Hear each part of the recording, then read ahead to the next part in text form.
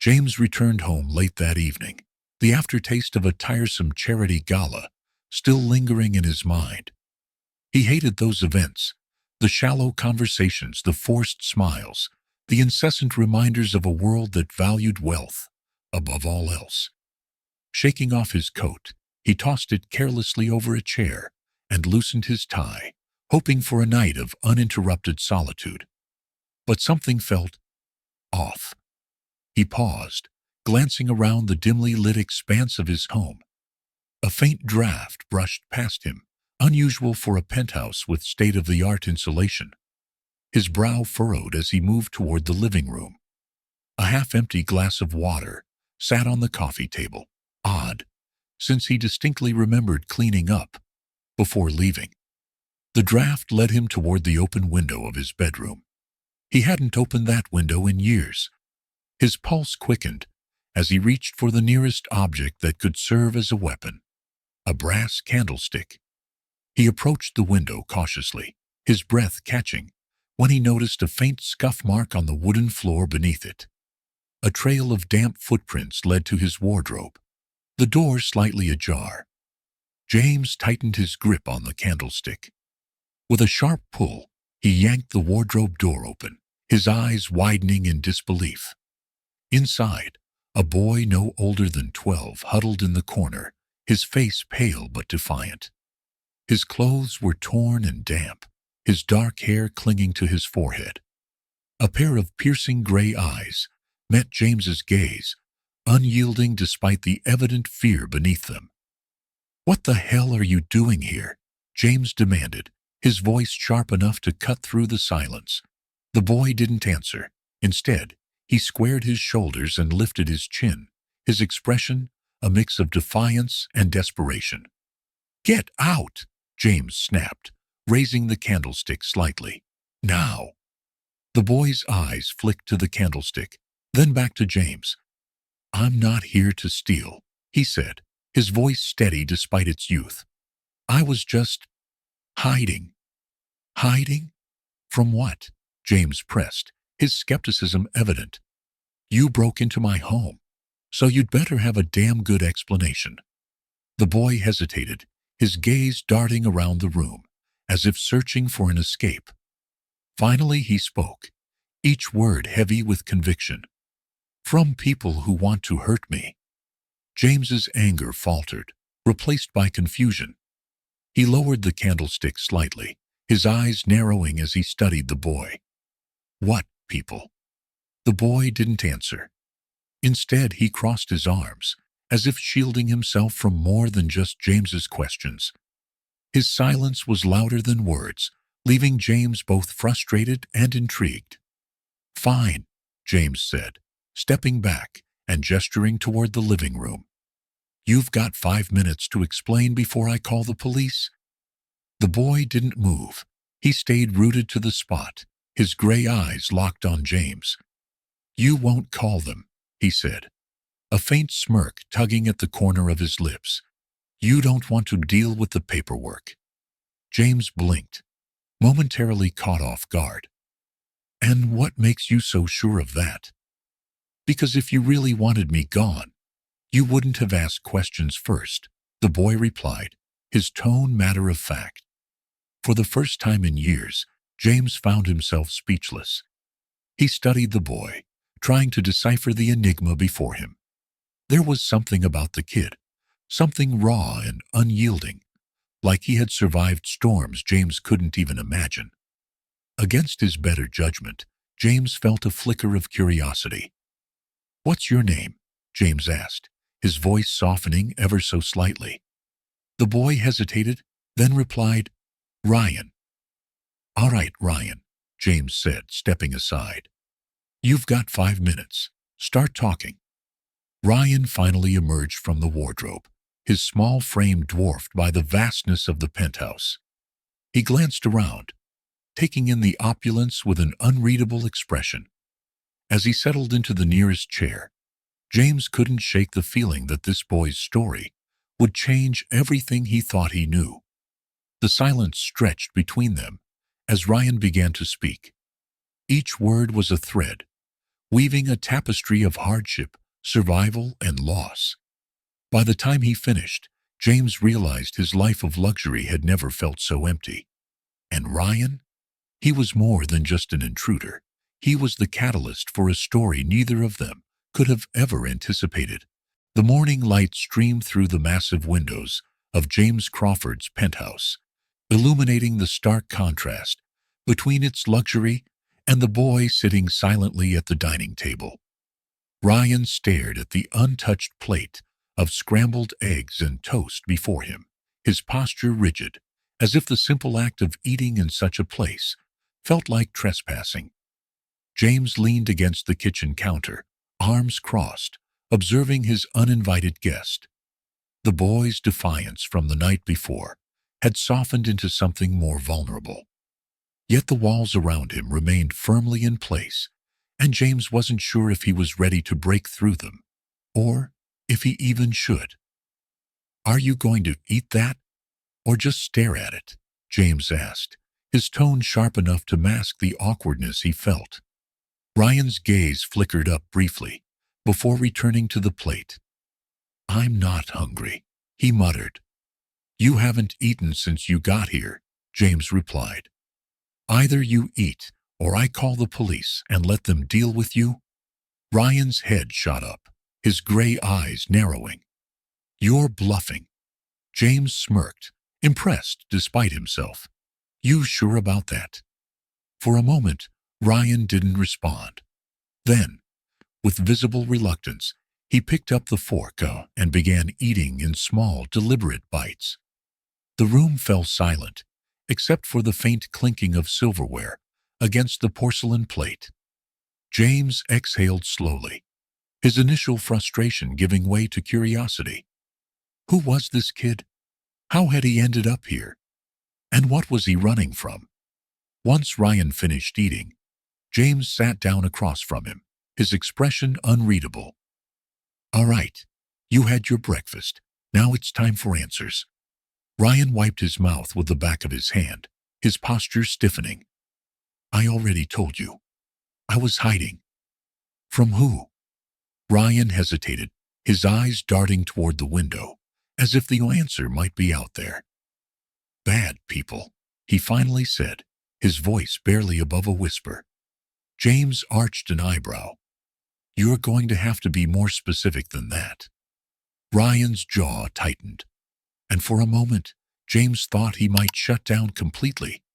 But then the boy spoke again, his words clipped and cautious. "There's this man, Grayson. He runs this group home I was in. But it's not what you think. He does bad things.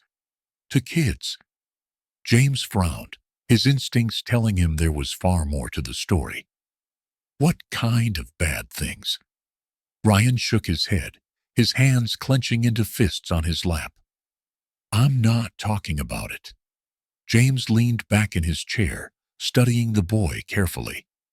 "And how does Angela fit into all of this?" The mention of the name made Ryan freeze. His gray eyes widened, and for a moment, James thought he saw a flicker of something, grief, maybe, or guilt. "How do you know her name?" Ryan demanded, his voice rising.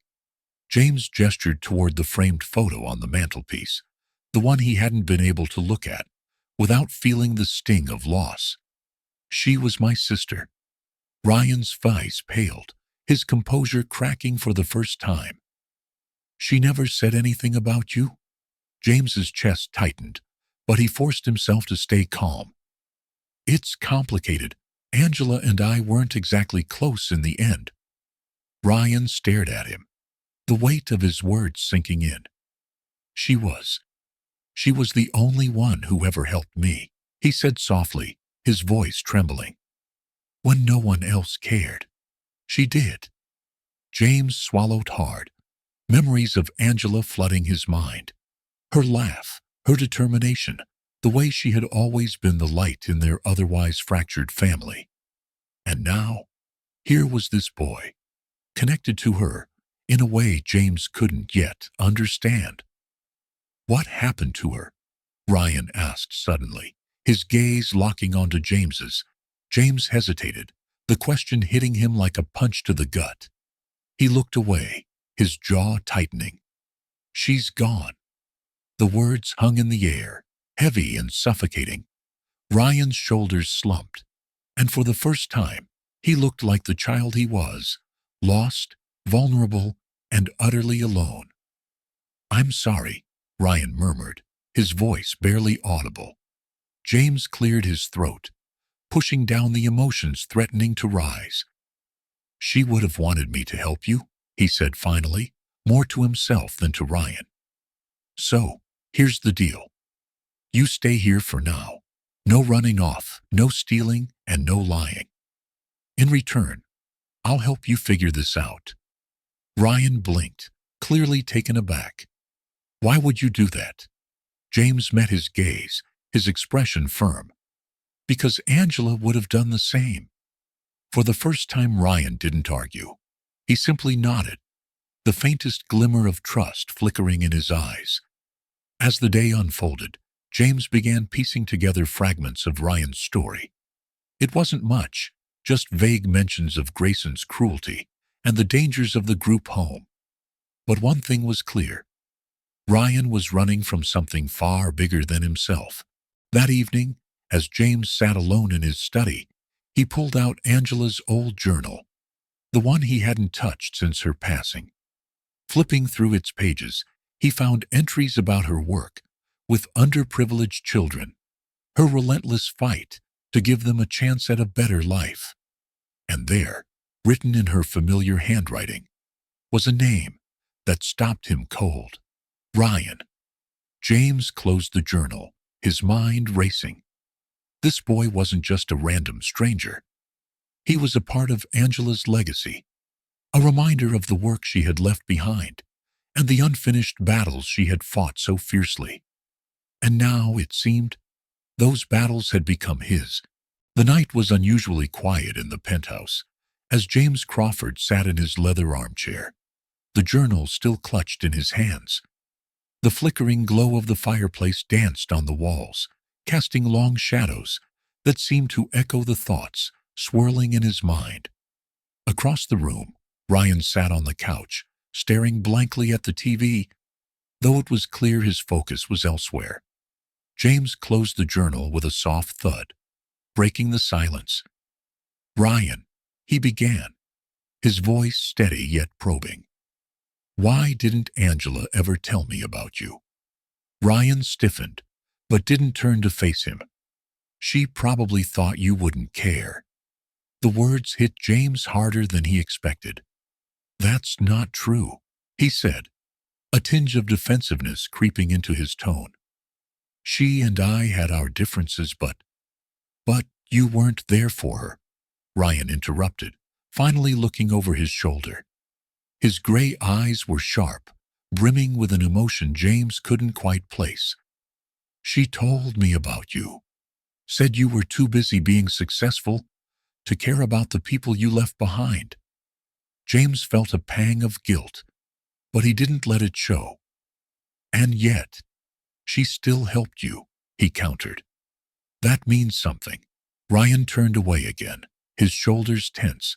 "She helped a lot of people. I was just one of them." James leaned forward, resting his elbows on his knees. "But you were important enough for her to write about," he said, holding up the journal. "You mattered to her. That's why you're here now." Ryan didn't respond, but James saw the boy's hands tighten into fists, his knuckles whitening. The next morning, James found himself in his study, surrounded by stacks of papers and old photographs. He had spent most of the night combing through Angela's belongings, searching for answers. Among the items was a faded photo of the two of them as children, standing in front of the tiny apartment they had shared with their mother. Angela's bright smile contrasted sharply with James's stoic expression. "Who's that?" Ryan's voice broke the silence, startling James. He turned to see the boy standing in the doorway, his curiosity evident, despite the guarded look on his face. "That's Angela and me," James replied, holding up the photo. back when we still thought the world was a good place. Ryan stepped closer, his gaze fixed on the image. You look different. James chuckled dryly. That's what 20 years of boardrooms and profit margins will do to you. Ryan didn't laugh. Instead, he pointed to the photo. She always talked about how much she loved that old apartment, said it was the only place that ever felt like home. James felt a lump form in his throat. She was always better at finding the good in things, he said softly, even when there wasn't much to find. As the day wore on, Ryan began to open up, little by little, like a door being cautiously unlatched. He told James about Angela's visits to the group home, how she had brought books and toys, always with a warm smile and a kind word. For Ryan, she had been a lifeline, a beacon of hope in a world that seemed intent on breaking him. She said people like me deserved a chance, Ryan murmured, his voice tinged with both gratitude and sadness. But then she stopped coming. I thought she gave up on us. James's chest tightened. He hadn't realized just how deeply Angela's death had rippled through the lives she had touched. She didn't give up, he said firmly. She passed away. It wasn't her choice. Ryan looked up at him, the weight of the revelation sinking in. What happened to her? James hesitated, the memory still raw. It was an accident, he said finally. A car crash. She was on her way to deliver supplies to one of the shelters. Ryan's face crumpled, and he quickly turned away, wiping his eyes with the sleeve of his jacket. She didn't deserve that, he whispered. No, she didn't, James agreed, his voice thick with emotion. But she wouldn't want us to dwell on it. She'd want us to keep fighting for the things she believed in. Ryan didn't respond, but James saw the boy's shoulders relax slightly, as if some invisible burden had been lifted. That evening, James decided to dig deeper into Ryan's past. Using contacts from his corporate days, he began researching the group home where Ryan had stayed. What he found was worse than he had imagined. Reports of abuse, neglect, and exploitation, all swept under the rug by a corrupt administration. When he shared his findings with Ryan, the boy's reaction was a mix of anger and fear. Grayson, Ryan muttered, his voice trembling. He's the one behind it all. He doesn't just hurt kids. He sells them. James felt a cold rage settle in his chest. Why didn't anyone stop him? Ryan shook his head. His gray eyes haunted. Because he's got people in high places. Every time someone tries, they get shut down. Or worse. James clenched his fists, the weight of the situation pressing down on him. For years, he had buried himself in his work, avoiding the world and its problems. But now, faced with the stark reality of Ryan's life, he knew he couldn't turn a blind eye. We'll stop him, James said, his voice resolute. I don't know how yet, but we will. Ryan looked at him, a flicker of hope breaking through the shadows in his eyes. You really mean that? James nodded. Angela believed in you, and now so do I. James Crawford stood on the balcony of his penthouse, staring out at the glittering Manhattan skyline. The city's brilliance seemed almost mocking, a stark contrast to the shadows he had uncovered in Ryan's story. He had spent the better part of the night poring over documents, Angela's journal, and the sparse details Ryan had shared about his life. The more he learned, the more determined he became to unravel the tangled web of corruption and neglect that had ensnared Ryan and countless others like him. Ryan appeared in the doorway, his frame silhouetted against the warm light of the living room. You're up early, he said, his voice cautious. James turned, offering a small smile. Couldn't sleep. Too much to think about. Ryan hesitated before stepping onto the balcony, pulling his jacket tighter against the morning chill. Is it about me? James nodded. Partly, but it's also about Angela. I owe it to her to figure this out. Ryan didn't respond immediately. Instead, he leaned against the railing, his gaze fixed on the horizon. She always said she wanted to change the world, he murmured. I didn't think it would end up like this. James placed a reassuring hand on the boy's shoulder. She believed in making a difference, no matter the cost. And now, it's up to us to carry that forward. Later that day, James found himself in the offices of Hearts of Hope, a small nonprofit organization Angela had worked with before her death. The space was modest but welcoming, its walls adorned with photos of smiling children and inspirational quotes. A young woman with sharp eyes and a warm smile approached him, introducing herself as Elena Morales, the organization's director. I was close with Angela, Elena said, as they sat in her cramped office. She was one of the best people I've ever met, always putting others before herself. James nodded, feeling a pang of guilt. She never talked much about her work. I had no idea how much she was doing. Elena leaned forward, her expression softening. She didn't do it for recognition. She did it because she cared. And it seems like you're here for the same reason. James explained Ryan's situation and the details he had uncovered about Grayson and the group home. As he spoke, Elena's expression darkened. We've heard whispers about Grayson for years, she said. But he's protected by money, connections, and fear. People are too scared to speak out. That's going to change, James said firmly. Angela wouldn't have let this continue, and neither will I. Elena studied him for a moment before nodding. If you're serious about this, I'll help you. But it won't be easy. I don't expect it to be, James replied. I just need to know where to start. That evening, James shared what he had learned with Ryan. The boy listened intently, his expression a mix of hope and skepticism. You really think you can take him down? He asked. I don't just think it, I know it, James said. But I can't do it alone. I need your help. Ryan hesitated, his fingers fidgeting with the hem of his shirt. What can I do? I'm just a kid. You're more than that, James said. You've been through things most adults couldn't handle. And you have something they don't. Courage. Ryan looked up at him, his gray eyes searching. You really believe that? James nodded. I do. And I think Angela did too. The next few days were a whirlwind of activity. With Elena's help, James began piecing together a case against Grayson. They uncovered financial records, witness testimonies, and reports of abuse that painted a damning picture of the group home's operations. But every lead seemed to come with its own set of challenges.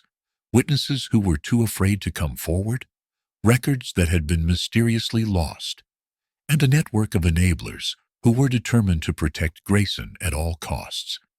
Amid the chaos, James discovered another ally in Sophia Lee, a tenacious attorney specializing in child welfare cases. Sophia was sharp, resourceful, and unafraid to take on powerful adversaries. If you're going after Grayson, she said during their first meeting, you'll need more than evidence. You'll need a strategy. Together, they devised a plan to expose Grayson's crimes while protecting the vulnerable children still in his care. It was a delicate balancing act, and every decision felt like a gamble. But James knew there was no turning back. One evening, as James and Ryan reviewed their progress, Ryan suddenly grew quiet. There's something I haven't told you, he said, his voice barely above a whisper. James set down the file he was holding. What is it? There's this guy, Ryan began, fidgeting nervously. He used to be at the group home with me. We called him Tracker because he was always watching, always listening. He knows things that could help us. Where is he now? James asked. Ryan shook his head. I don't know. Last I heard, he was living on the streets, but if we can find him, he might have the answers we need. James nodded, his mind already racing. Then that's what we'll do. We'll find him. The dim light of James Crawford's penthouse cast long shadows across the room. As he sat at his desk, Angela's leather-bound journal open before him. Each page was filled with her delicate handwriting, notes, reflections, and sketches that painted a vivid picture of her life's work. It was as if her voice spoke to him through the ink, urging him to continue where she had left off. Ryan sat cross-legged on the couch, watching James with a mix of curiosity and uncertainty. What's it say? He asked, his voice breaking the heavy silence. James looked up, his eyes softening. It's her vision, her plans for helping kids like you. She wanted to make sure no one was forgotten. Ryan shifted uncomfortably, his gaze dropping to his hands. She helped me, you know. She didn't have to, but she did. She always said people deserved a second chance. James nodded, his chest tightening. She believed in people, even when they didn't believe in themselves. And now, it's my turn to believe in you. The next morning, James met with Sophia Lee at her law firm. The attorney's office was a sharp contrast to the warmth of Hearts of Hope, sleek, modern, and undeniably intimidating. But Sophia's determination radiated as she spread a stack of papers across the glass table. These are the financial records we pulled from Grayson's group home, she said, pointing to highlighted entries. They're riddled with inconsistencies, payments for supplies that don't exist, inflated invoices, and unexplained transfers to offshore accounts. James frowned, scanning the documents. And this is enough to take him down? Sophia shook her head. It's a start, but we need more. Witness testimony, corroborating evidence, something that ties him directly to the abuse. James sighed, running a hand through his hair. Then we keep digging. Back at the penthouse, Ryan was pacing the living room when James returned. The boy's energy was restless, his emotions teetering between frustration and fear. You're back, Ryan said, stopping mid-step. Did you find anything? James set his briefcase down and nodded. We're getting closer, but there's still work to do. Ryan hesitated, then blurted out. I remembered something. About Grayson. He used to keep this ledger in his office. Names, dates, numbers. I saw it once when I was cleaning. James's eyes widened. Do you know where it is? I think so, Ryan said, biting his lip. But it's risky. If he catches anyone near his office... James placed a reassuring hand on Ryan's shoulder. We'll figure it out. You don't have to do this alone. The following week was a whirlwind of activity. With Sophia and Elena's help, James began assembling a network of allies, social workers, activists, and even a few former residents of the group home who were willing to speak out. Each piece of information they uncovered added to the growing case against Grayson. Meanwhile, Ryan struggled with his own demons. The boy's nights were plagued by nightmares, memories of the abuse he had endured resurfacing in vivid detail.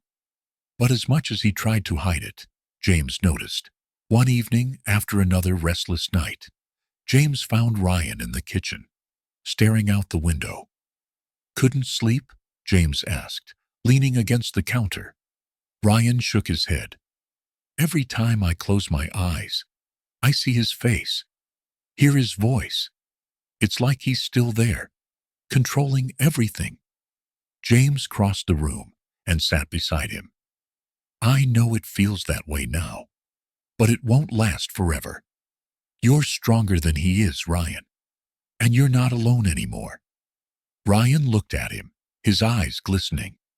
You really think I can get past this? I don't just think it. I know it, James said firmly. and I'll be here every step of the way. As the case against Grayson grew stronger, so did the threats. Anonymous messages were left on James's voicemail, warning him to back off. Sophia received an unsettling package containing a photo of her family. And one evening, as James and Ryan returned from a meeting with Elena, they discovered the word "stop" spray-painted in bold red letters across the front of the penthouse building. "It's him, isn't it?" Ryan asked, his voice trembling. James nodded, his jaw tightening. "He's trying to scare us, but it won't work." Ryan's fear quickly turned to anger. "We can't let him get away with this. We have to stop him." "We will," James promised, "but we have to be smart about it. He's desperate, and that makes him dangerous." One night, as James was reading Angela's journal, he came across a passage that struck him deeply. Helping others isn't about fixing their lives for them. It's about giving them the tools and the hope to fix it themselves. Sometimes, the smallest act of kindness can change everything. One night, as James was reading Angela's journal, he came across a passage that struck him deeply. Helping others isn't about fixing their lives for them. It's about giving them the tools and the hope to fix it themselves. Sometimes, the smallest day, the hum of the city was faintly audible through the penthouse's thick glass windows as Ryan cautiously stepped out of his bedroom. The morning light spilled across the polished floors, and the tantalizing smell of freshly brewed coffee filled the air. James Crawford stood in the open kitchen, flipping through a newspaper while a steaming mug sat on the counter beside him. Ryan rubbed his eyes and yawned. "You read newspapers? Don't rich people just scroll on their phones or something?" James chuckled. "I like the feel of the paper. It's old-fashioned, but it keeps me grounded." Ryan smirked, pulling out a stool at the kitchen island. "You're kind of weird, you know." James raised an eyebrow. "Says the kid who hid in a billionaire's closet?" Ryan shrugged, a faint smile creeping onto his face. It was one of the rare moments when the boy's usual guard dropped, revealing the vulnerable yet resilient child underneath. Adjusting to life in the penthouse was an uphill battle for Ryan. The vast, pristine space felt more like a museum than a home. The luxurious furniture and gleaming fixtures were a stark contrast to the cramped and battered group home he had left behind. Every sound echoed in the quiet, reminding him how alone he felt, even in James's presence. One evening, Ryan wandered into the sprawling living room and stood before the floor-to-ceiling windows. The city sprawled below, its lights twinkling like a million tiny stars. James found him there, his small frame silhouetted against the glittering backdrop. "Pretty overwhelming, huh?" James asked, stepping beside him. Ryan nodded. "It's a lot. I don't even know where to start." "You don't have to figure it all out at once," James said gently. "Take it one step at a time." Ryan turned to him, his gray eyes filled with uncertainty. "What if I mess it up?" "You won't," James assured him. "And even if you stumble, I'll be here to help you get back up." The next few weeks were filled with small victories and occasional setbacks. Ryan adjusted to having regular meals, though he often ate quickly, as if expecting the food to be taken away. James noticed and gently encouraged him to slow down, reminding him that there would always be enough. "You're not at the group home anymore," James said one evening, as Ryan scarfed down his dinner. "There's no rush." Ryan froze, his fork halfway to his mouth.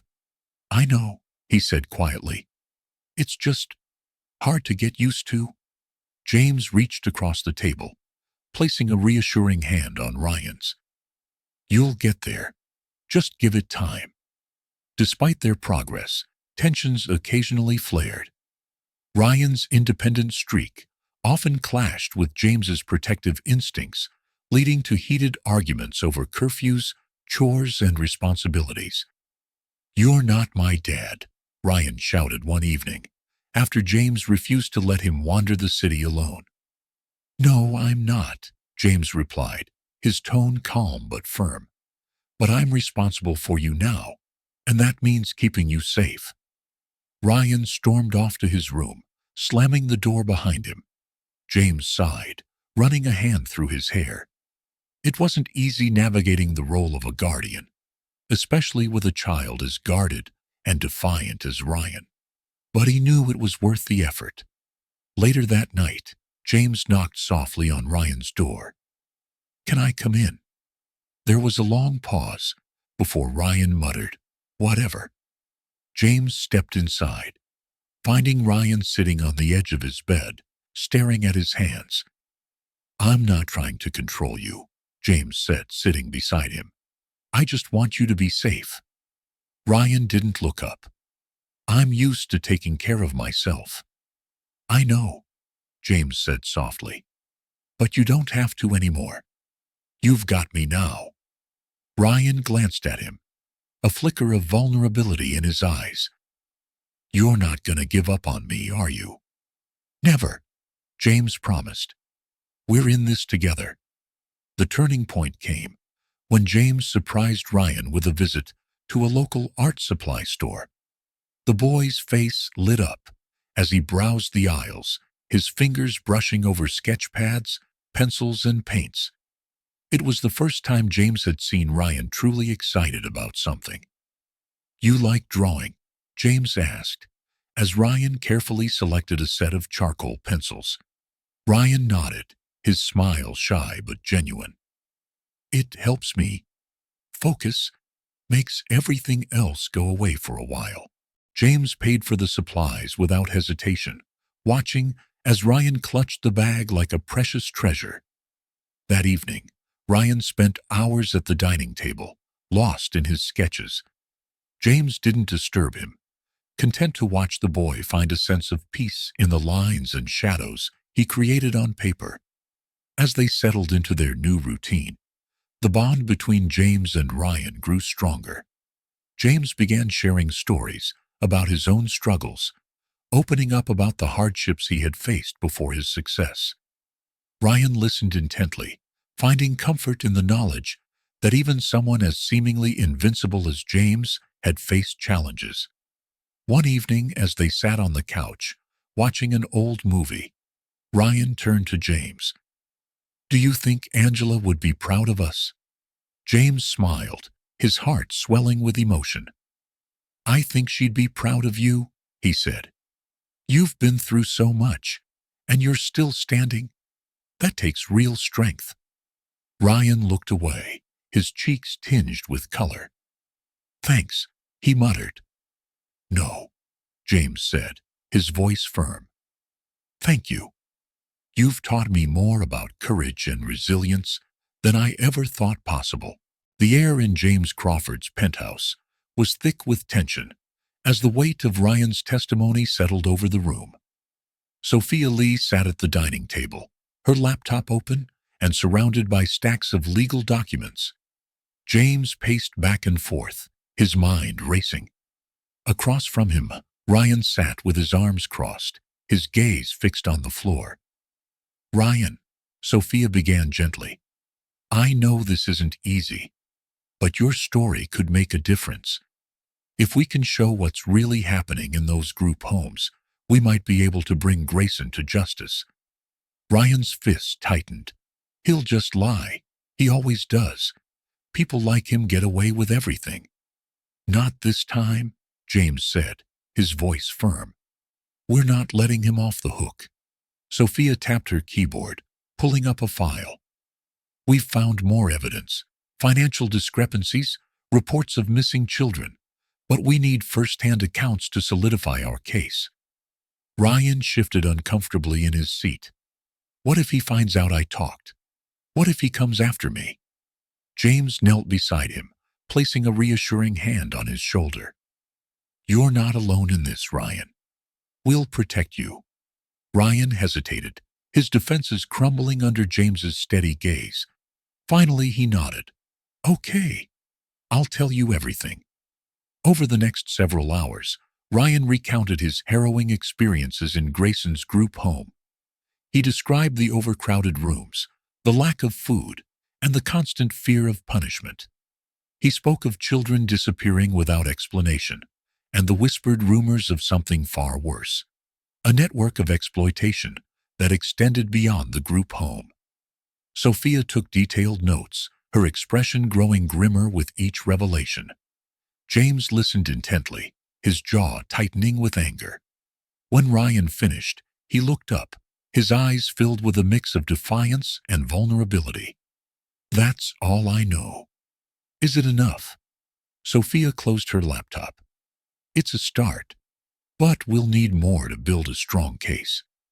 The next morning, James and Sophia met with Elena at Hearts of Hope. The small nonprofit office buzzed with activity as volunteers prepared care packages for children in need. Elena greeted them with her usual warmth, but her expression turned serious when she heard about Ryan's testimony. This confirms what we've suspected for years, she said, leading them to her cluttered office. Grayson's operation is bigger than we imagined. He's been exploiting vulnerable children for profit, and it's time we put an end to it. Elena pulled out a folder filled with records she had collected over the years. Anonymous tips, financial statements, and reports from former staff members. This is everything I have. If we combine it with what Ryan told you, we might have enough to expose him. As James and Sophia left the nonprofit, they noticed a black SUV parked across the street. The tinted windows made it impossible to see inside, but the vehicle's presence felt ominous. James's instincts told him they were being watched. Do you think it's Grayson's people? Sophia asked, her voice low. Probably, James replied, his jaw set. We need to be careful. That evening, back at the penthouse, Ryan was unusually quiet. James found him in the living room, staring at a sketch he had been working on. A dark figure looming over a group of frightened children. Ryan, James said softly, sitting beside him. What's on your mind? Ryan hesitated before answering. I don't want to be scared anymore. I want to fight back, but what if it's not enough? James placed a hand on his shoulder. It is enough. Every step we take brings us closer to stopping him. And you're not doing this alone. Ryan nodded, a flicker of determination in his eyes. I just want to make sure no one else goes through what I did. The following week was a blur of activity. James, Sophia, and Elena worked tirelessly to build their case, gathering evidence and reaching out to potential witnesses.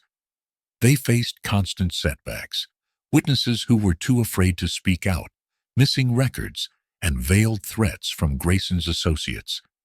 One evening, Sophia burst into James's office, her eyes alight with excitement. We've got him, she said, holding up a flash drive. One of the former staff members came forward. She had access to Grayson's personal files and managed to copy them before she left. James took the flash drive, his heart pounding. What's on it? Everything, Sophia said. Financial records, communications, and even a list of names. It's the smoking gun we've been waiting for. As they reviewed the files, James couldn't shake the feeling that they were running out of time. Grayson was a powerful man with deep connections, and he wouldn't go down without a fight. That night, as James prepared for bed, he received a call from an unknown number. The voice on the other end was cold and menacing. You think you can take me down, Crawford? You have no idea who you're dealing with. Back off, or you'll regret it. James's grip on the phone tightened. Is that a threat? It's a promise, the voice replied, before the line went dead. The threats only strengthened James's resolve. The next morning, he gathered Sophia, Elena, and Ryan in the penthouse's living room. We're close, he said, looking each of them in the eye. "But Grayson knows we're coming for him. We need to be smart and stay one step ahead." Sophia nodded. "We have enough evidence to take this to the authorities, but we need to make sure it doesn't get buried." Elena added, "We should involve the media. If we bring this to light, it'll be harder for him to cover it up." Ryan, who had been quietly listening, spoke up. "What can I do?" James turned to him, his expression serious. "You've already done more than enough, Ryan. But if you're willing, your voice could make a huge difference." Ryan hesitated, then nodded. "I'll do it. For Angela. And for the kids who can't speak up."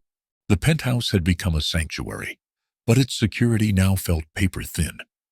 James Crawford stared out at the Manhattan skyline, his reflection flickering faintly in the glass. His mind was heavy with the weight of Ryan's story and the mounting evidence against Grayson.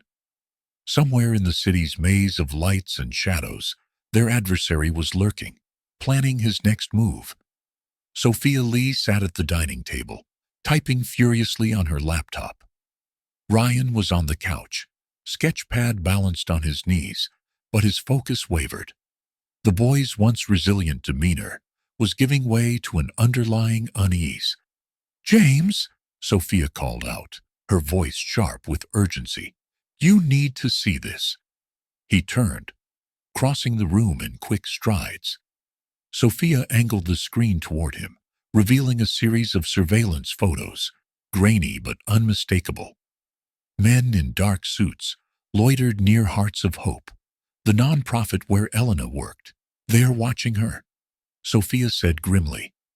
Grayson's tightening his grip. Later that night, Ryan tossed and turned in his bed, haunted by nightmares of the group home. Grayson's shadow loomed large in his dreams, suffocating and unrelenting. When he woke, drenched in sweat, he found James sitting on the edge of his bed. "Couldn't sleep either?" James asked, holding out a glass of water. Ryan nodded, taking the glass. "He's not going to stop, is he?" "No," James admitted, his voice steady. "But neither are we." The next morning, James, Sophia, and Elena convened at a secure location, a nondescript office space rented under a false name. The atmosphere was tense, every creak and groan of the old building making Ryan flinch. "We have enough evidence to press charges," Elena began, spreading documents across the table. "But we need to act fast. If Grayson senses we're moving in, he'll destroy everything. Records, witnesses, maybe even us." James's jaw tightened. "What's the next step?" Sophia leaned forward. "We leak just enough to the media to make him sweat. It'll draw attention and put pressure on the authorities to act. But it also means he'll come after us harder." Ryan, who had been sitting silently, suddenly spoke up. "What if I talk to the press? Tell them what he did?" "No," James said immediately. "It's too dangerous." "But it could help," Ryan insisted. "People need to know what he's capable of." James sighed, running a hand through his hair. "We'll find another way." As the team worked late into the night, Grayson's retaliation began.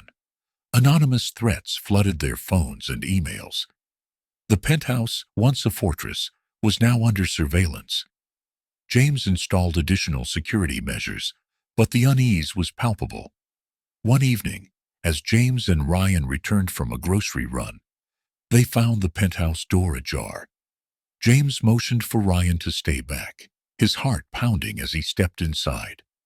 The living room was a mess, papers scattered, furniture overturned.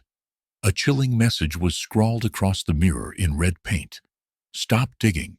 Ryan appeared in the doorway despite James's warning, his face pale. "He was here, wasn't he?" James clenched his fists. "Yeah, but he made a mistake. Now, I'm more determined than ever." The intrusion marked a turning point. Sophia worked tirelessly to encrypt their communications, while James reached out to a trusted ally. Detective Laura Bennett, a seasoned cop with a reputation for taking on powerful criminals. Laura arrived at the penthouse the next day, her presence a calming force amidst the chaos. "You've stirred up a hornet's nest," she said, reviewing the evidence, "but you've also got a solid case. We'll need to move carefully." She glanced at Ryan. "You're brave, kid. What you're doing could change everything." Ryan managed a small smile. "I just want to stop him." As their investigation deepened, the team uncovered a chilling revelation. Grayson wasn't acting alone. His group home was a front for a larger trafficking network with ties to influential figures in the city's political and business spheres. The scope of the operation was staggering. James felt the weight of it pressing down on him. "This isn't just about Ryan anymore," he said during a late-night strategy meeting. "This is about every kid trapped in this nightmare." Sophia nodded. "We have to dismantle the entire network, not just take down Grayson. Otherwise, it'll keep happening." The stakes grew higher when Ryan received a cryptic note slipped under the penthouse door. "You can't hide forever." The handwriting was eerily familiar, sending chills down his spine. He handed it to James without a word, his hands trembling. James's fury was palpable. "This ends now," he said, his voice low and resolute. The chapter culminated in a high-stakes confrontation. James, Sophia, and Laura orchestrated a meeting with a former associate of Grayson's, a nervous man named Victor, who claimed to have insider knowledge of the trafficking ring. The meeting took place in an abandoned warehouse on the outskirts of the city. Victor arrived, his eyes darting nervously. "You don't know what you're up against," he warned. "These people, they're untouchable." "We'll see about that," James replied, his tone cold.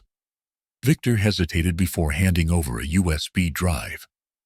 "This has everything: names, transactions, locations. But you didn't get it from me."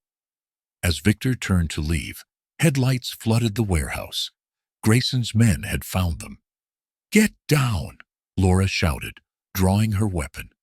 Bullets ricocheted off the walls as chaos erupted. James shielded Ryan, while Laura and Sophia returned fire. In the confusion, Victor slipped away, taking their only lead with him. By the time the dust settled, the USB drive was safe, but the encounter had left everyone shaken. Ryan sat on the floor, his knees drawn to his chest as James knelt beside him. "Are you okay?" James asked, his voice thick with concern. Ryan nodded, though his eyes were filled with fear. "I don't want to run anymore." "You won't have to," James promised. "We're going to end this together." Ryan had always been wary of trust. For years, the word felt like a hollow promise, something people used to lure you into false security. But now, sitting across from James at the breakfast table, a part of him began to wonder if trust could be rebuilt, piece by fragile piece. James, for his part, was navigating unfamiliar territory. He had built an empire on data and precision, on calculated risks and strategic moves. Parenting, or at least whatever his dynamic with Ryan was becoming, felt like jumping into a storm without a map. "You barely touched your pancakes," James said, attempting to sound casual. "Not a fan?" Ryan shrugged. "I'm just not used to all this. Sitting down, eating like this." James frowned, realizing how foreign even the simplest comforts could be for Ryan. "Well, you'll get used to it. Besides, I'm not letting good pancakes go to waste." Ryan smirked faintly. "You're weird, you know that?" James chuckled. "Takes one to know one, kid." The exchange was light-hearted, but it carried a weight neither of them acknowledged aloud. A tentative step toward a connection neither had fully expected. As the days passed, Ryan began to relax. The penthouse, once cold and sterile, was slowly transforming.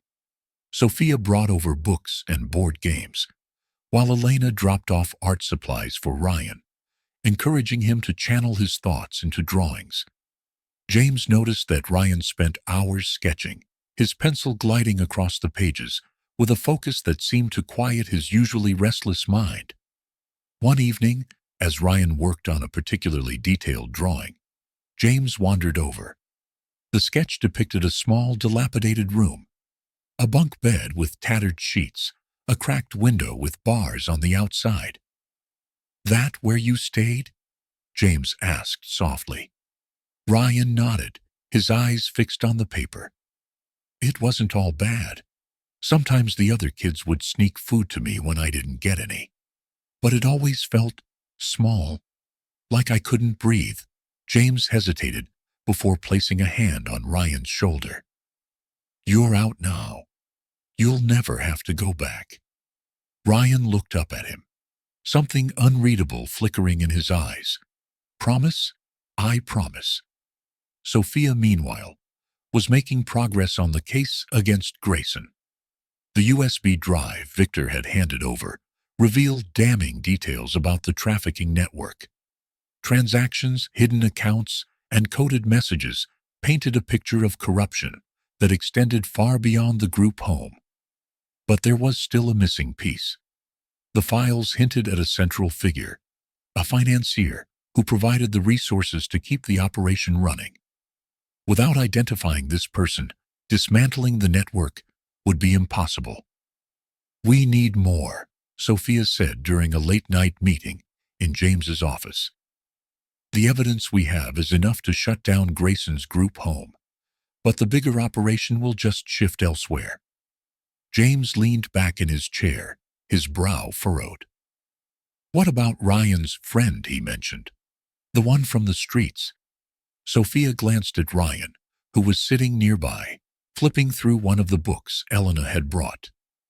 "Do you think he'd talk to us?" James called Ryan over, explaining the situation. Ryan hesitated, his fingers fidgeting with the corner of the book. "I don't know if he'd want to help," Ryan admitted. "He's different. He doesn't trust anyone." "Neither did you," James pointed out gently. "But look at where we are now." Ryan sighed. "Fine. I'll try." The next day, Ryan led James and Sophia to an abandoned lot on the outskirts of the city. They waited near a burned-out car, the air heavy with the smell of rust and decay. After what felt like an eternity, a wiry teenager emerged from the shadows, his sharp eyes darting between the trio. "Ryan," the boy said, his tone wary. "Who are they?" "They're friends," Ryan replied, his voice uncertain. The boy, who introduced himself as Max, eyed James and Sophia suspiciously. "You cops?" "No," James said. "We're trying to take down Grayson. We need your help." Max crossed his arms. "Why should I trust you?" "Because Ryan does," James said simply. "And because kids like you shouldn't have to live in fear." Max studied him for a long moment before nodding. "Fine. But if this goes south, it's on you." Back at the penthouse, Max revealed critical details. He had worked as a runner for Grayson's network, delivering packages and messages. He described a man he called the Suit, a shadowy figure who occasionally visited the group home. According to Max, the Suite was the one who pulled the strings behind the scenes. Sophia worked tirelessly to cross-reference Max's information with the data from the USB drive. It took hours, but eventually a pattern emerged. A series of wire transfers led to a shell company owned by a prominent real estate developer, Richard Carlyle. "Carlyle?" James said, incredulous. "He's one of the most powerful men in the city." "And one of the most corrupt," Sophia added. "This ties everything together. But going after him won't be easy." As they prepared to act, Ryan began to open up more about his past. Late one night, he told James about the nights he spent on the streets, the constant hunger, and the fleeting moments of kindness that kept him going. Sometimes I'd just sit under a streetlight and draw, Ryan said. It made me feel like I wasn't invisible. You were never invisible, James said. Not to people who care. Ryan looked at him, his expression unreadable. Thanks for everything. The morning dawned with a rare brightness, but within James Crawford's penthouse, the atmosphere was anything but calm. The team, James, Sophia, and Ryan, sat around a large conference table, staring at a map of connections that exposed the dark underbelly of the foster care system. Every line traced back to one name, Richard Carlisle. The stakes had never been higher. Exposing someone as powerful as Carlisle wasn't just about taking down one man. It was about shaking an entire system built on exploitation and greed. But with stakes came risks, and they all knew the dangers they were walking into. James adjusted his tie as he prepared for the press conference, his mind racing with doubts. Are we ready for this? He asked Sophia, who was busy fine-tuning her speech. We don't have a choice, she replied, not looking up. If we wait any longer, he'll cover his tracks. This is our best chance. Ryan, sitting quietly in a corner, watched the exchange with wide eyes. What if he hurts us? What if he finds a way to stop us? James crouched down in front of Ryan, placing a reassuring hand on his shoulder. Listen, kid, people like Carlisle thrive on fear. But the moment we stop being afraid of them, they lose their power. Trust me, we've got this. Ryan nodded, though the worry in his eyes didn't fade. As the press conference began, the room buzzed with anticipation. Reporters jostled for space, their cameras and microphones aimed at the podium where James would soon speak. The tension in the air was palpable. James took a deep breath and stepped forward, his commanding presence silencing the crowd. Good morning. I stand here today, not just as a businessman, but as a citizen who can no longer turn a blind eye to the injustices happening in our city.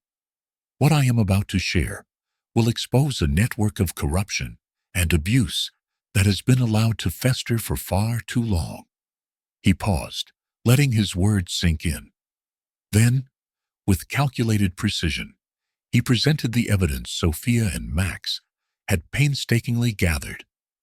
Names, dates, financial records, it all painted a damning picture of Carlisle's involvement in trafficking and exploitation. The crowd erupted into murmurs, disbelief etched on every face. Questions flew from all directions, but James held his ground, answering each one with the resolve of a man on a mission. Back at the penthouse, Ryan and Max watched the live broadcast, their expressions a mix of awe and fear. He's really doing it, Max said, shaking his head. He's actually standing up to Carlisle. Ryan nodded, his admiration for James growing by the minute. But deep down, he couldn't shake the nagging fear that something bad was about to happen. As expected, Carlisle didn't take the accusation lightly. That evening, James received a chilling phone call. You think you can destroy me? Carlisle's voice was cold, calculating. You've made a grave mistake, Crawford, and I'll make sure you regret it. James hung up, his jaw tight with determination. Let him come, he muttered under his breath. I'm not backing down. The retaliation came swift and brutal. The next morning, James woke to find threatening messages spray-painted across his building. Calls from anonymous numbers flooded his phone, each one more menacing than the last.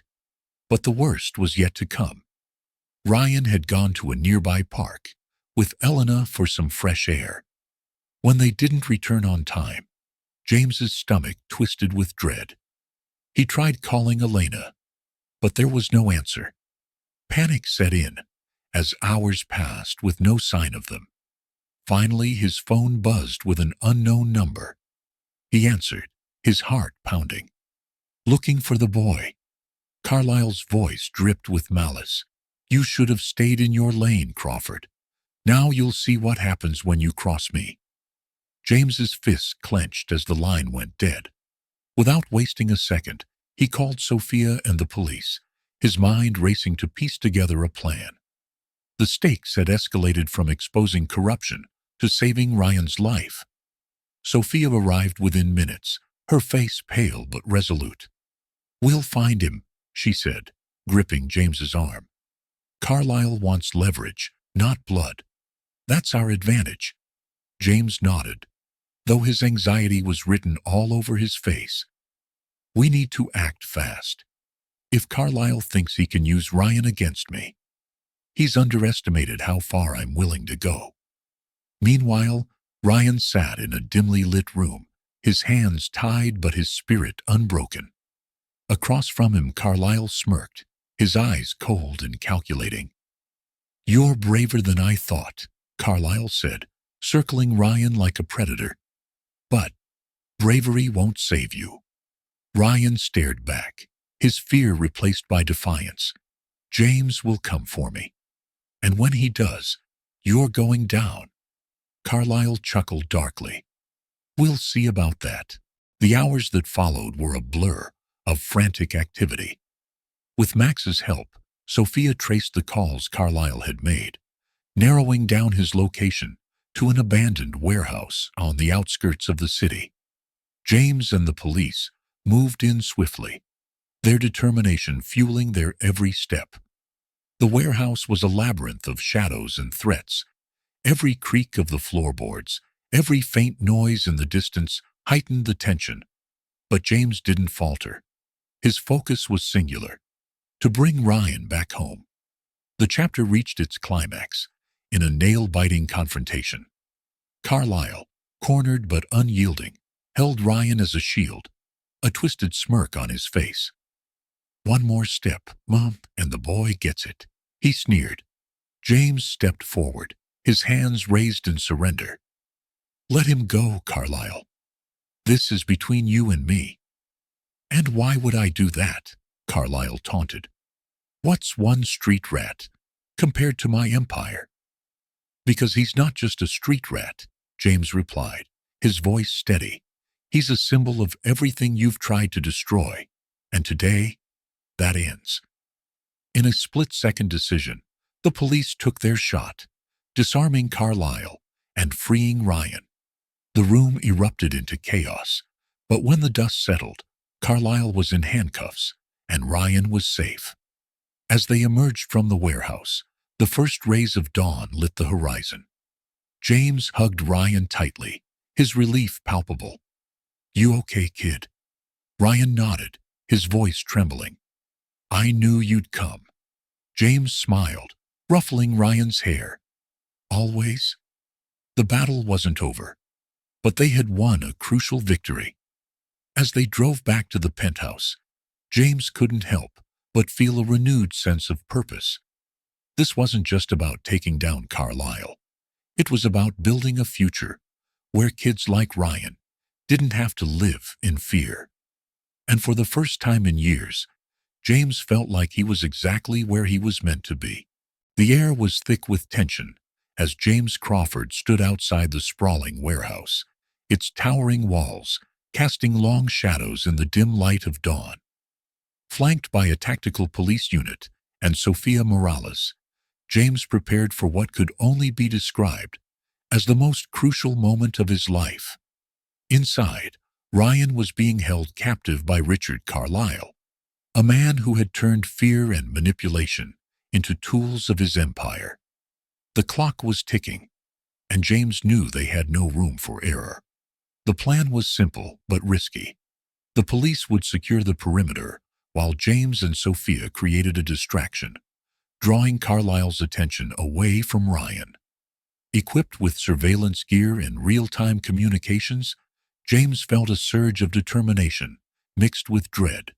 Every second counted, and every decision could mean the difference between success and disaster. "Are you ready for this?" Sophia asked, her voice steady despite the gravity of the situation. James nodded. "I don't have a choice. He has Ryan, and I'm not leaving without him. Inside the warehouse, Ryan sat on a cold metal chair, his hands bound but his spirit unbroken. Carlyle paced in front of him, his face a mask of smug confidence. "You know," Carlyle said, his voice dripping with disdain, "your friend James has quite the nerve. Exposing me, trying to bring me down. Foolish." Ryan glared at him, refusing to show any sign of weakness. "James isn't afraid of you, and neither am I." Carlyle chuckled darkly. "Brave words for a boy in your position, but bravery won't save you." Ryan's heart pounded, but he held his ground. He knew James would come. He just had to hold on a little longer. Outside, the signal was given. The tactical team moved into position, their footsteps silent against the damp ground. James and Sophia entered the warehouse through a side entrance, using the schematics they had obtained to navigate the maze-like structure. Every corner they turned heightened the suspense. The dim, flickering lights cast eerie shadows, and the air smelled of oil and rust. James gripped the flashlight in his hand, his mind racing with worst-case scenarios. Suddenly, a faint sound caught their attention. A muffled voice coming from a nearby room. It was Ryan. As they approached, the door burst open, and two of Carlyle's henchmen emerged, their faces twisted with hostility. Without hesitation, Sophia swung her briefcase, catching one of them off guard, while James tackled the other to the ground. The scuffle was brief, but intense. James, fueled by adrenaline, managed to subdue his opponent, while Sophia expertly restrained the other with a pair of zip ties she had stashed in her bag. "Where's Ryan?" James demanded, his voice a growl of desperation. The man smirked, but remained silent. James pressed harder, his anger flaring. "Tell me where he is, or so help me." "He's in the main office," Sophia interrupted, pointing to a blueprint on her tablet. "We need to move. Now." Meanwhile, Carlyle was growing impatient. He glanced at his watch, his annoyance evident. "It seems your savior is taking his time," he sneered at Ryan. Ryan didn't respond, but his gaze remained unwavering. Carlyle's taunts couldn't shake his belief that James was coming for him. Then, the sound of footsteps echoed through the hall outside. Carlyle turned, his expression hardening. "Stay here," he barked at his men, before heading toward the noise. James and Sophia reached the main office just as Carlyle stepped into the hallway. Their eyes met, and for a moment, time seemed to freeze. "Well, well," Carlyle said, a smirk tugging at his lips. "The infamous James Crawford. Come to play hero, have you?" James clenched his fists, stepping forward. "Let the boy go, Carlyle. This ends now." Carlyle laughed, a cold, mirthless sound. "You're out of your depth, Crawford. You think you can take me down? You're nothing." Sophia stepped beside James, her voice calm but firm. "We have all the evidence we need to put you away for life, Carlyle. The only question is whether you want to go down fighting or cooperate." Carlyle's smirk faltered, but only for a second. He pulled a gun from his waistband, pointing it at James. "I think I'll take my chances." The next few moments were a blur. The tactical team, alerted by Sophia, stormed the hallway, their weapons drawn. Carlyle, realizing he was outnumbered, grabbed Ryan and held the gun to his head. "Stay back," he shouted, his voice tinged with panic. "I'll do it." James felt his heart drop. "Don't do this, Carlyle. You've lost. Don't make it worse." "Shut up," Carlyle screamed, his desperation evident. "You think you can just take everything from me?" James took a cautious step forward, his hands raised. "You don't have to do this. Let the boy go and we can talk. It doesn't have to end like this." Ryan, despite the fear coursing through him, glanced at James, his eyes filled with trust. "Don't give up," he whispered, barely audible. Carlyle hesitated, the weight of the situation pressing down on him. In that split second, a sharpshooter from the tactical team took the shot, disarming Carlyle with precise aim. The gun clattered to the floor, and Ryan broke free, running straight into James's arms. The warehouse erupted into chaos as the police swarmed in, arresting Carlyle and his men. James held Ryan tightly, his relief overwhelming. "You okay, kid?" James asked, his voice shaking. Ryan nodded, tears streaming down his face. "I knew you'd come." James smiled, his own eyes misty. "Always." As they emerged into the morning light, the weight of the night's events began to lift. Carlyle was in custody, his empire dismantled, and Ryan was safe. But James knew this was just the beginning. The fight for justice wasn't over, and the scars of the past would take time to heal. For now, though, they had won a crucial battle. And as James looked at Ryan, he felt a renewed sense of purpose. This wasn't just about righting wrongs. It was about building a future where kids like Ryan could dream without fear. Together, they walked toward the waiting car, ready to face whatever came next. The sunlight streamed through the large windows of James Crawford's penthouse, illuminating the room with a golden glow that felt almost foreign after the night's chaos. Ryan sat curled up on the couch, a blanket draped around his shoulders, as he stared at the steaming cup of cocoa in his hands.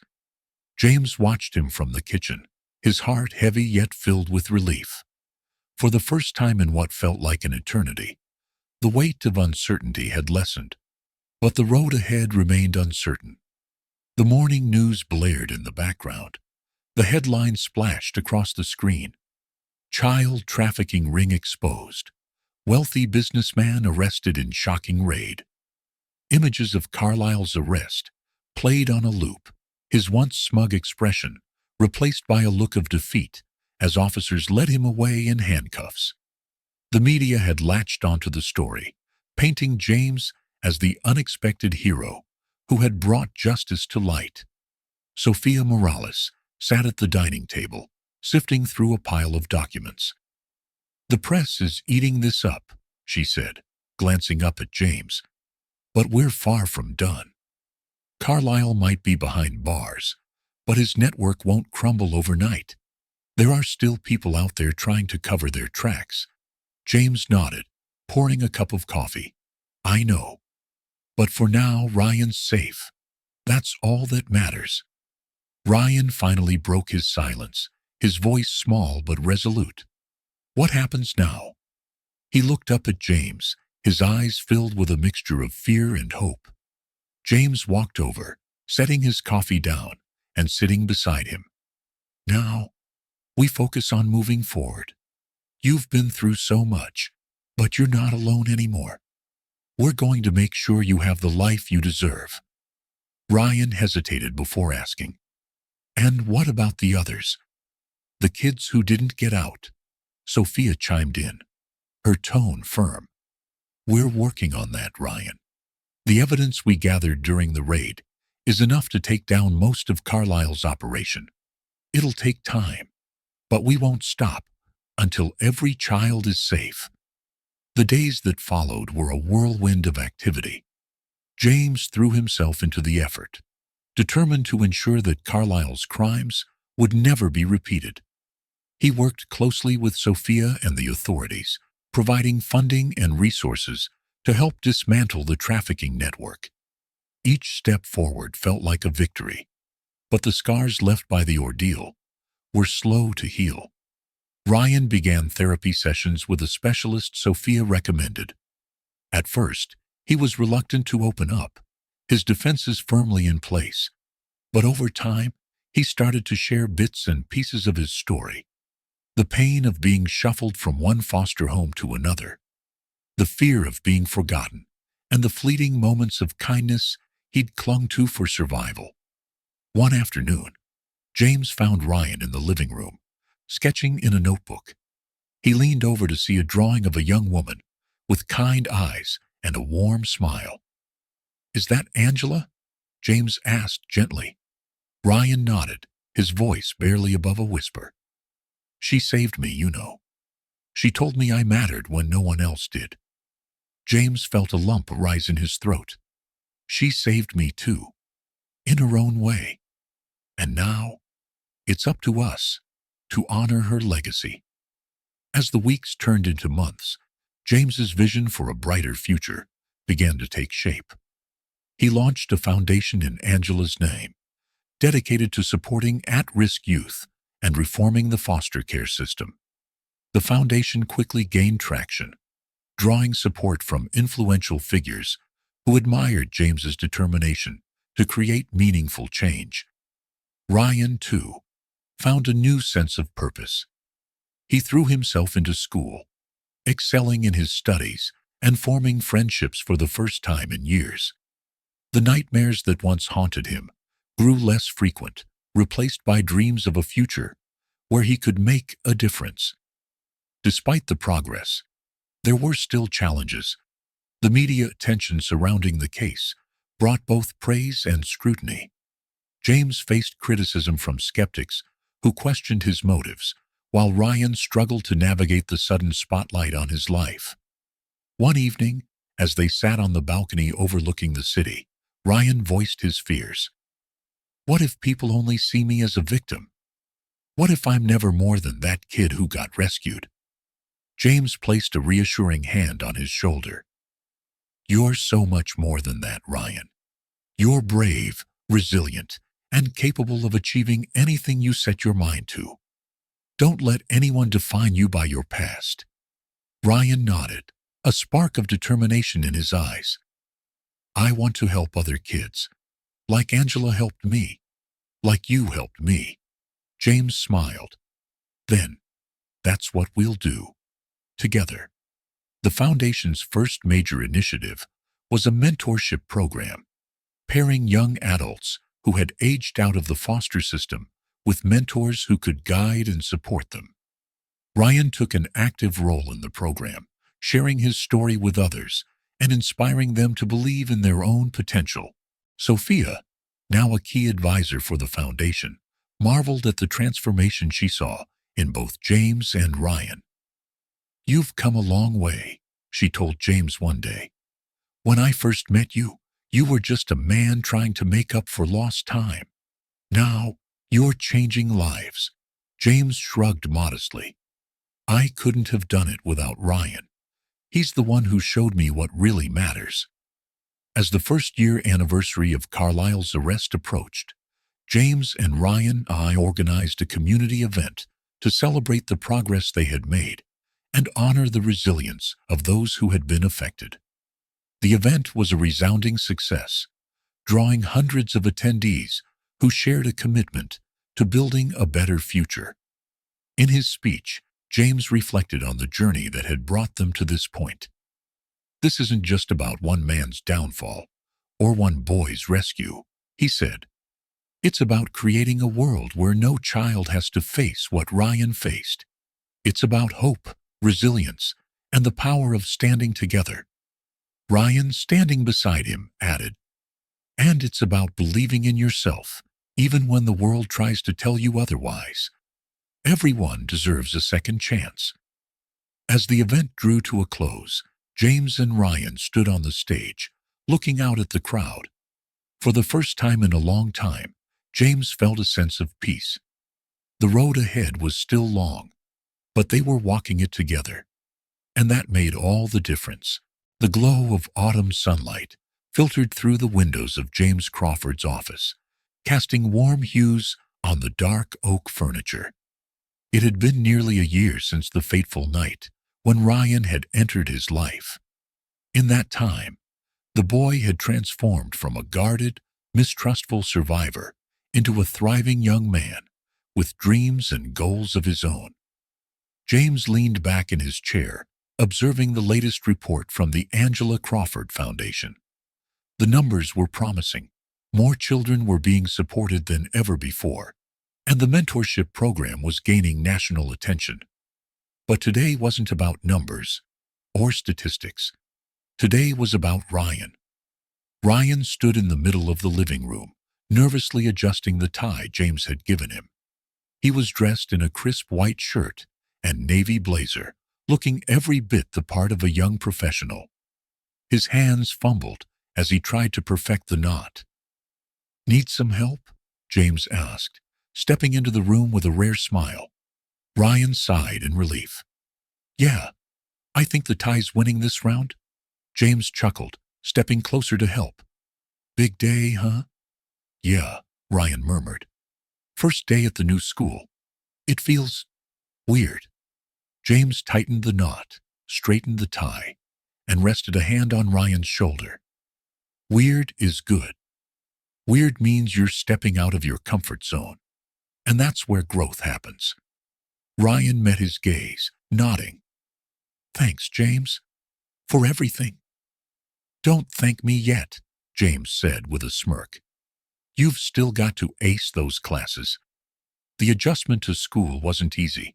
Ryan faced the usual challenges of being the new kid, compounded by his past experiences, but he refused to let his fears hold him back.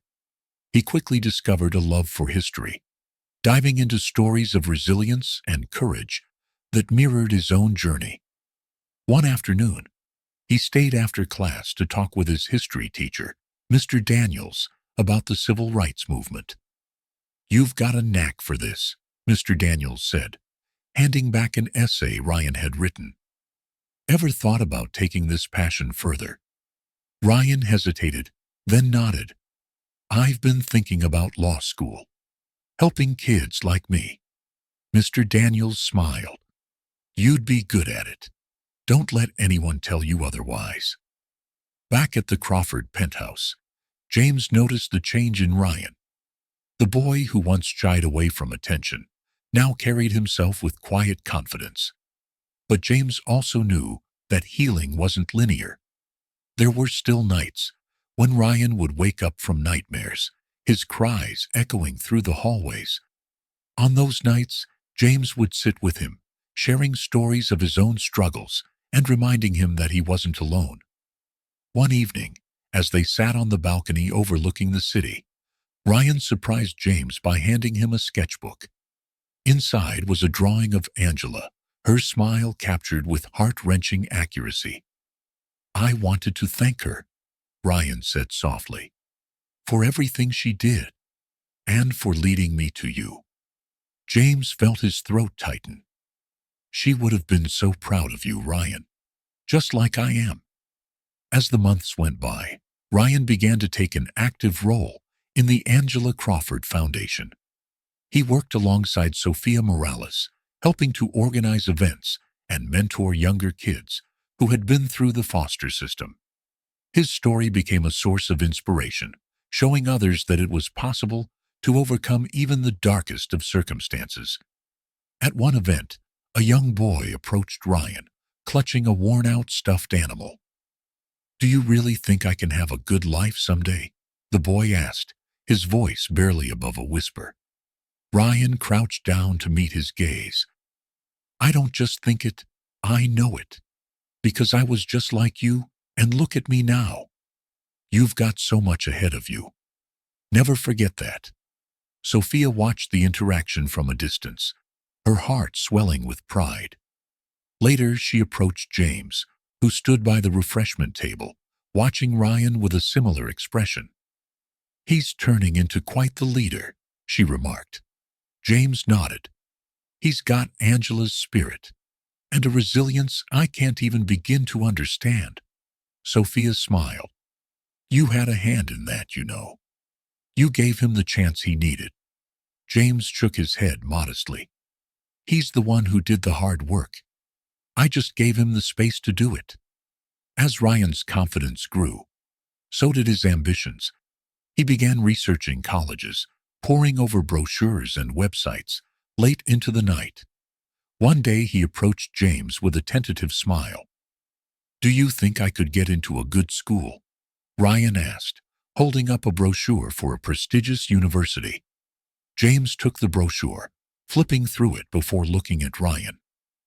I think you can do anything you set your mind to. But it's not about the name of the school. It's about what you do with the opportunity.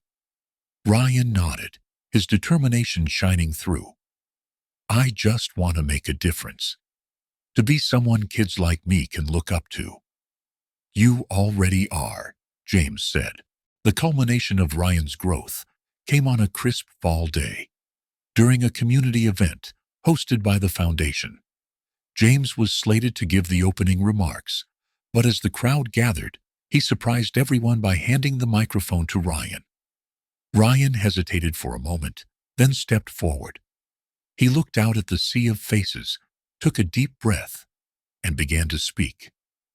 When I was a kid, I thought the world had forgotten about me, he said. I didn't think I mattered. But someone saw me, believed in me, and showed me that my life had value.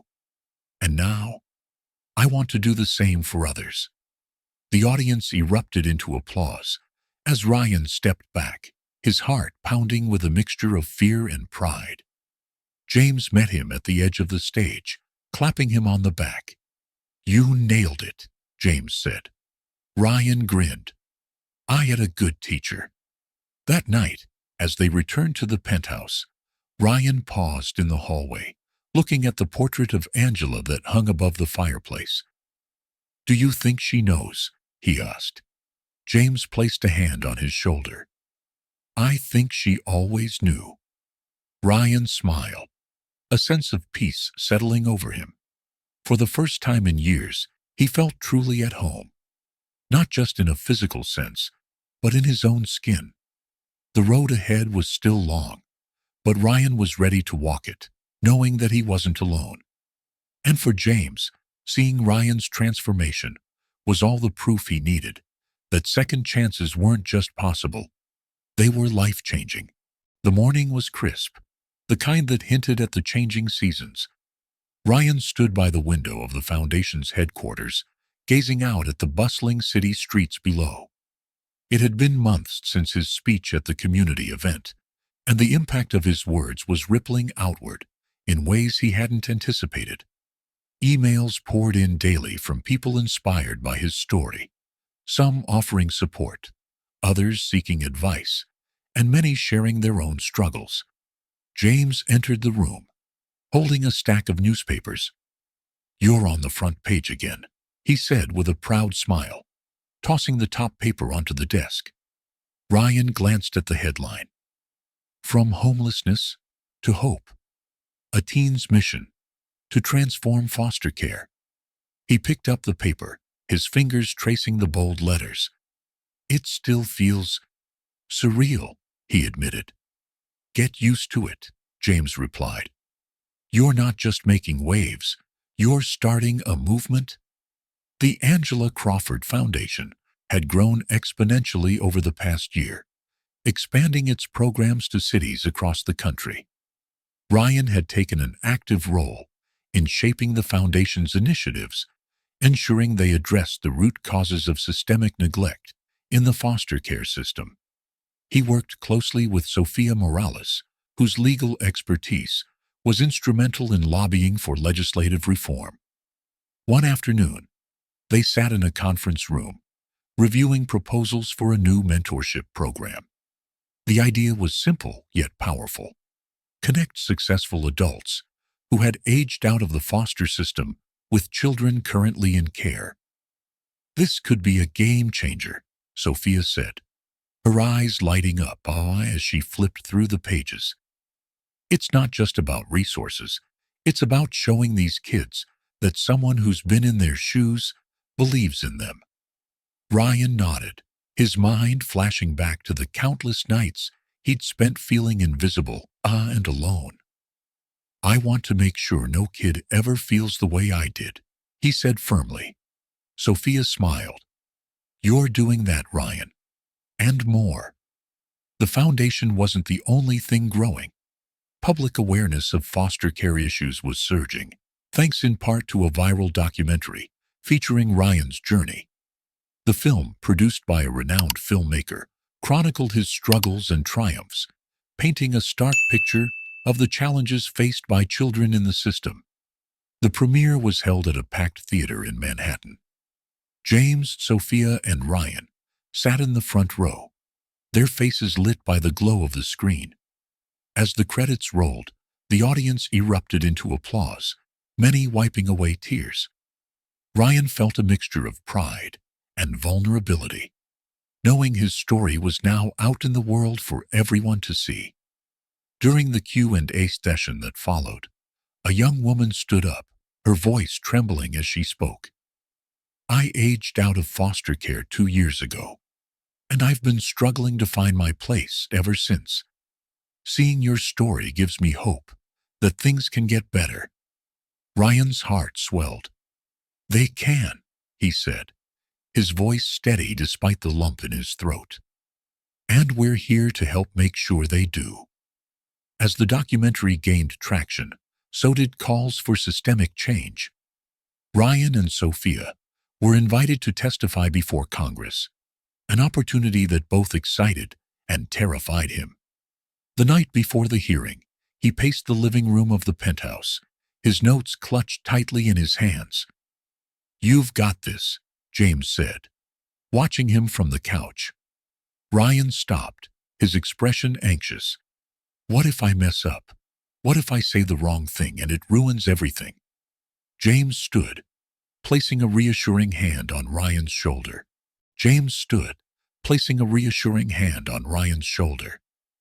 "You've been through more than most people could ever imagine, and you've come out stronger. Just speak from the heart.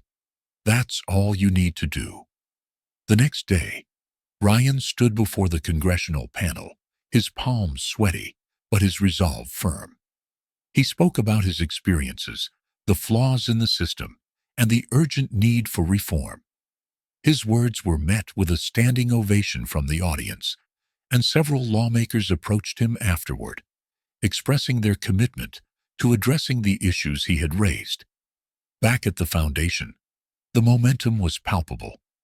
Donations poured in, volunteers signed up in droves, and the mentorship program launched with overwhelming success. Ryan spent hours meeting with kids and mentors, sharing his story and encouraging others to do the same.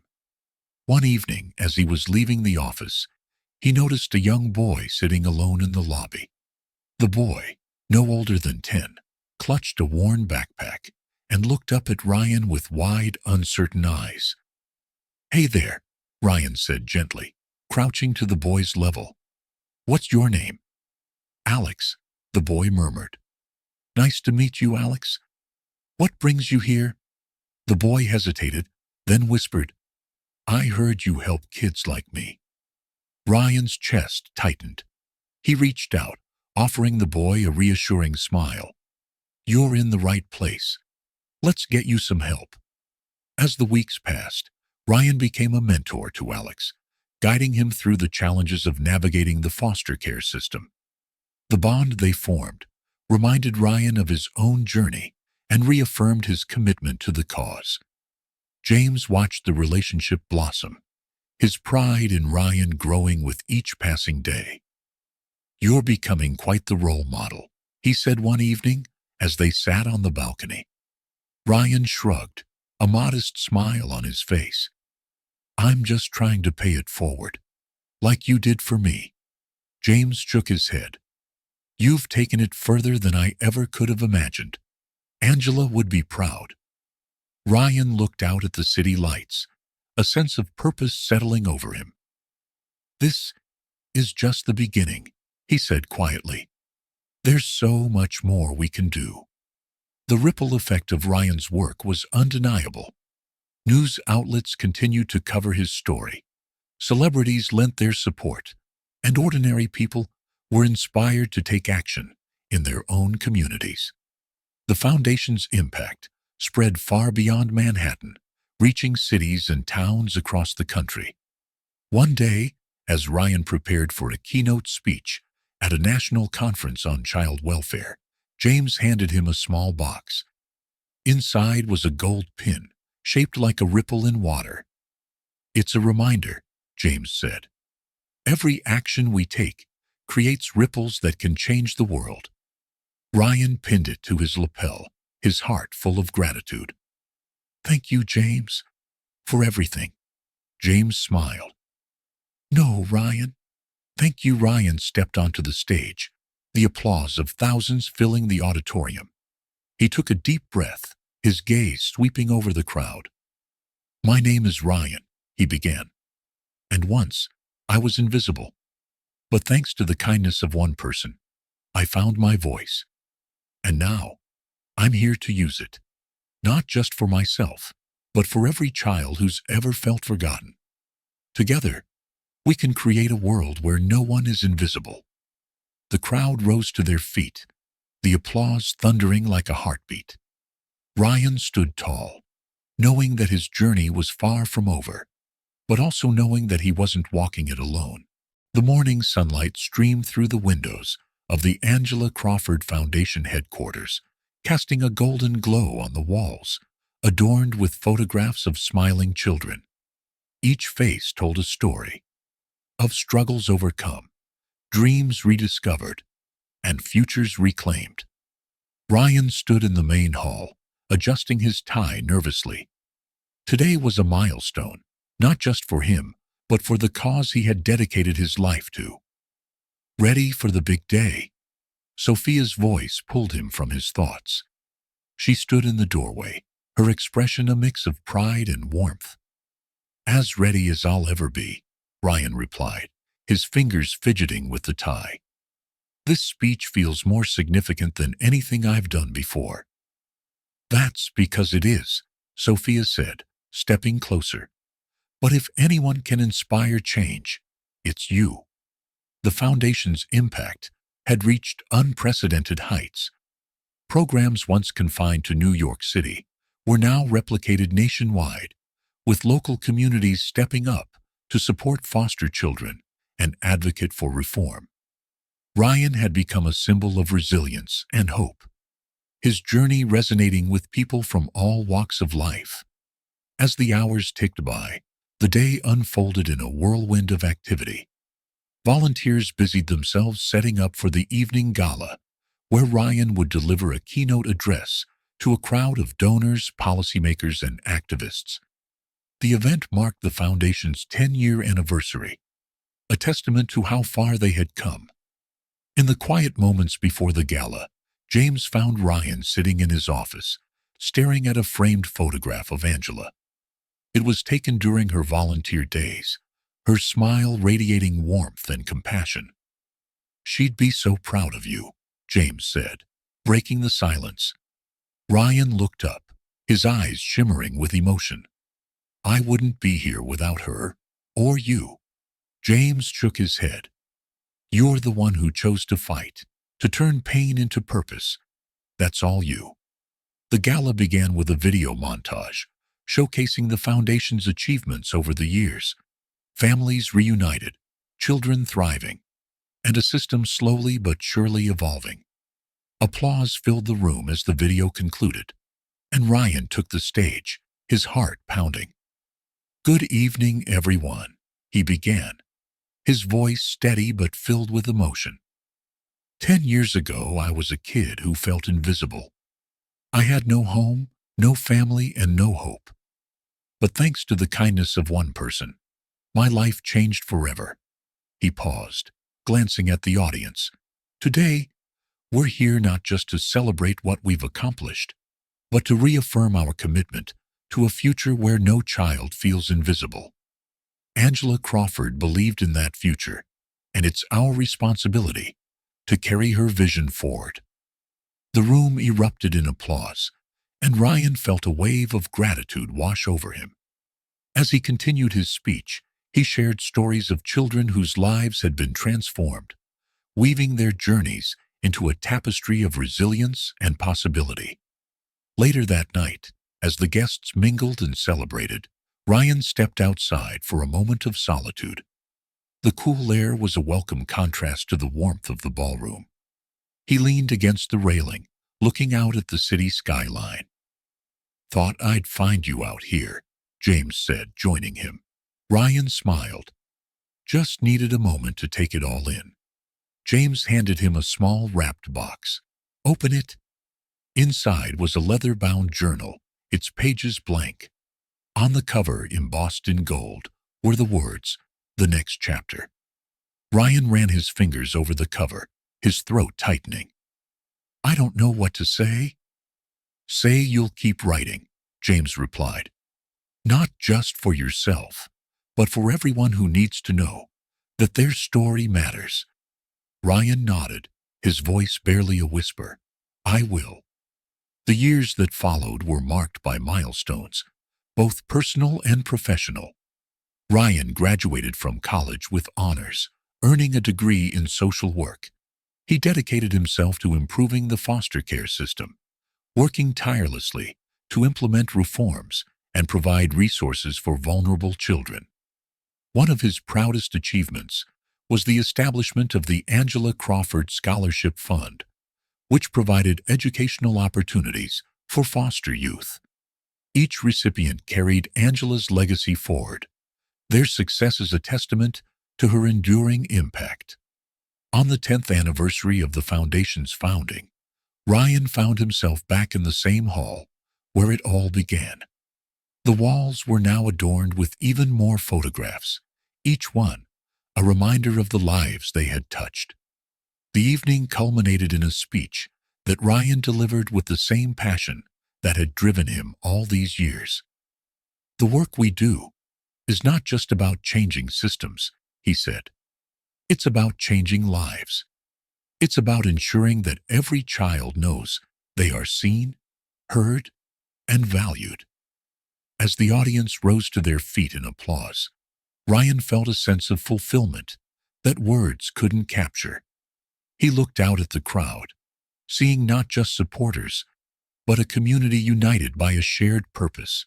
As Ryan concluded his speech, he said, "Each of us has the power to create ripples of change.